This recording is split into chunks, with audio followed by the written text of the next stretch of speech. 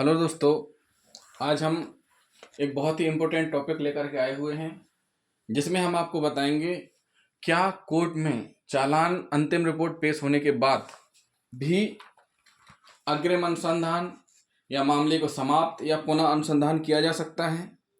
क्या पुलिस के द्वारा रिपोर्ट जो पेश की जाती है न्यायालय उसके लिए बाध्य है या नहीं है।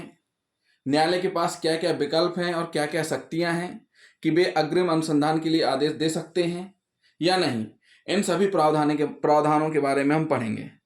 दोस्तों, होता क्या है, देखिए, चालान जब कंप्लीट होता है 173(2) के अंतर्गत, जैसे ही चालान कंप्लीट होता है 173(2) के अंतर्गत, तो सबसे पहले जो भी इन्वेस्टिगेशन एजेंसी रहती है उसका काम क्या रहता है, समय रहते न्यायालय में चालान पेश करना।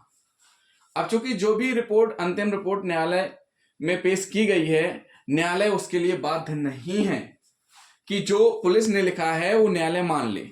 न्यायालय को शक्तियां प्राप्त हैं, न्यायालय इसके लिए बाध्य नहीं है। न्यायालय के लिए क्या है, न्यायालय को बहुत सारी शक्तियां प्राप्त है जिस संबंध में बहुत से न्याय दृष्टांत हैं। जैसे दोस्तों नोट कर लीजिए, अवधेश कुमार झा उर्फ अखिलेश कुमार झा, अवधेश कुमार झा उर्फ अखिलेश कुमार झा एवं अन्य बनाम बिहार राज्य 2016 CC SC 234 SC, ये एक ऐसा मामला है जिसमें पुनः अनुसंधान नवीन अनुसंधान का आदेश दिया गया था। यानी कि न्यायालय बाध्य नहीं है।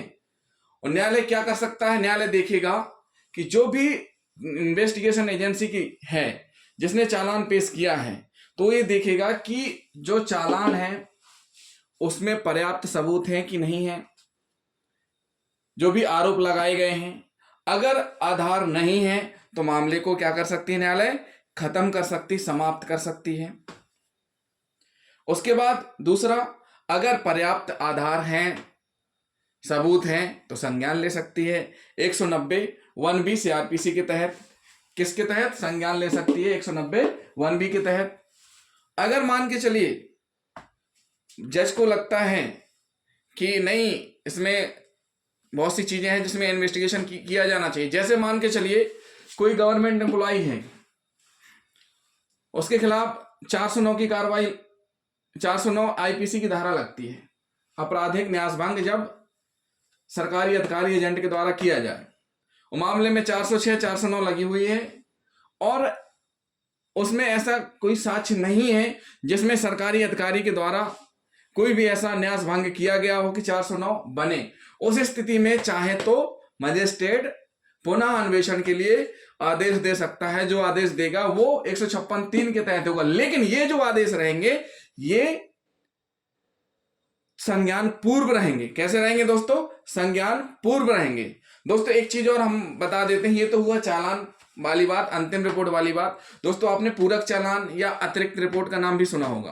पूरक चालान होता क्या है, देखिए, एक बार चालान कंप्लीट हो गया तब पूरक चालान कहां से आ गया। दोस्तों होता क्या है, कभी कभी एक मामले में एक से अधिक आरोपी होते हैं, 2 3 4 5 6 कितने भी हो सकते हैं। तो कुछ लोग गिरफ्तार हो जाते हैं, कुछ फरार हो जाते हैं और कुछ कंडीशन ऐसी बनती है कि उसमें विवेचना होती रहती है। मतलब उसमें कुछ अभी साक्ष्य प्राप्त होने होते हैं या रह गए होते हैं, जो आरोपी अरेस्ट होगा उससे भी मिलेंगे। लेकिन कुछ मामले ऐसे होते हैं कि इन्वेस्टिगेशन पूर्ण है लेकिन आरोपी नहीं मिल रहा, निकट भविष्य में मिलने की संभावना नहीं है, तो वो 299 में चला जाएगा। और जिसमें इन्वेस्टिगेशन विवेचना दोनों में जारी रहती है। जब भी इन दोनों सेक्शन में आरोपी मिलेंगे तो संपूर्ण मूल चालान के दस्तावेज लगा करके एक अलग से पूरक चालान तैयार करके न्यायालय में पेश किया जाएगा। लेकिन नंबर वही रहेगा, क्या रहेगा, जो इस चालान का नंबर रहेगा। इसके लिए अलग से ना तो FIR रहेगी ना ही चालान क्रमांक रहेगा, प्रोसीडिंग वही रहेगी, उसी के साथ पूरा संलग्न होगा। तो दोस्तों ये हो गया पूरक चालान और अतिरिक्त चालान। देखिए दोस्तों, न्यायालय को जो शक्तियां प्राप्त हैं संज्ञान के पूर्व 190 202 204 CRPC के तहत, 156(3) के तहत आदेश दे सकती हैं। क्या कर सकते हैं, 156(3) के तहत कब कब दे सकती हैं, इनमें प्रावधान है। और शक्ति किसमें है, अधीन 190 200 204 के अधीन केवल संज्ञान पूर्व पर ही धारा 156(3) के अधीन अन्वेषण का आदेश दे सकते हैं।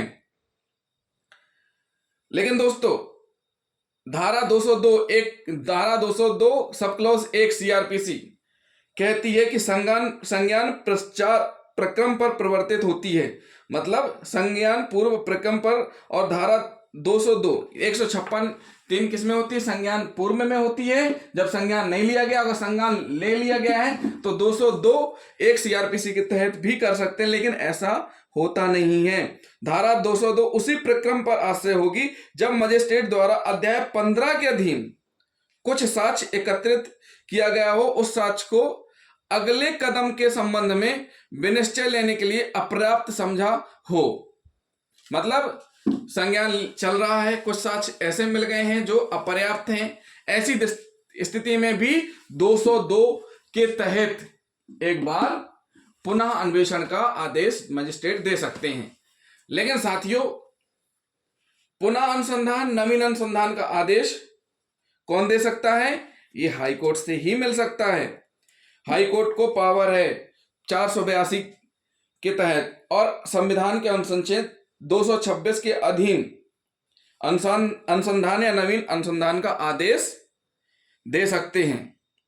उच्च न्यायालयों में इस संबंध में अधिवक्ता के माध्यम से अपील लगाई जाती है, पिटीशन दायर की जाती है 482 में, और फिर कोर्ट वहां से आदेश कर देते हैं। और यहां तक कि कोर्ट को इतना भी पावर है कि अन्वेषण को ट्रांसफर भी किया जा सकता है 482 के तहत ही। इस संबंध में एक जजमेंट है विनय त्यागी विरुद्ध इरशाद अली उर्फ दीपक, अन्य 2013, CCSC 1660 SC। दूसरा चंद्रबाबू बी राज 216 CCSC 356 SC। दोस्तों ये कुछ ऐसे जजमेंट हैं जिनके आधार पर पुनः अनुसंधान के लिए मामला गया है। जिनको ऐसा लगता है कि हाँ नहीं, इनमें पर्याप्त चीजें नहीं है, इन्वेस्टिगेशन अच्छे से नहीं हुआ है, तो हाई कोर्ट के पास शक्तियां हैं 482 में, और संविधान के अनुच्छेद आर्टिकल 226 के तहत ये पुनः अनुसंधान, नवीन अनुसंधान के लिए आदेश दिया जा सकता है। दोस्तों ये रहा हमारा वीडियो अग्रिम अनुसंधान और पुनः अनुसंधान से संबंधित। अगर दोस्तों हमारा वीडियो आपको पसंद आया हो तो हमारे चैनल को सब्सक्राइब और लाइक करना ना भूलें। अगले वीडियो में हम कुछ रोचक चीज़ें लेकर के आएंगे जो आपके काम आएंगी। तो दोस्तों हमारे चैनल को सब्सक्राइब और लाइक करना, शेयर करना ना भूलें। थैंक यू दोस्तों।